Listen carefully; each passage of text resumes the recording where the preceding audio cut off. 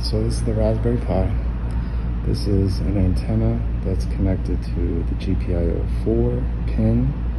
I have some IQ data that I recorded using RPi TX.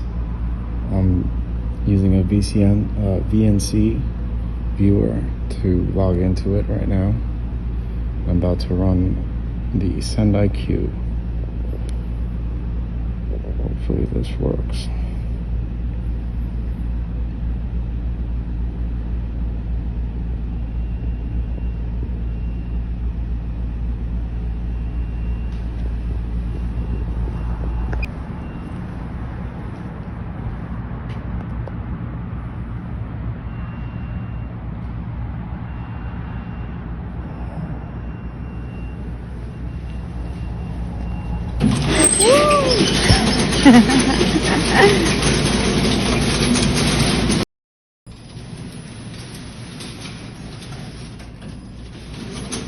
It worked?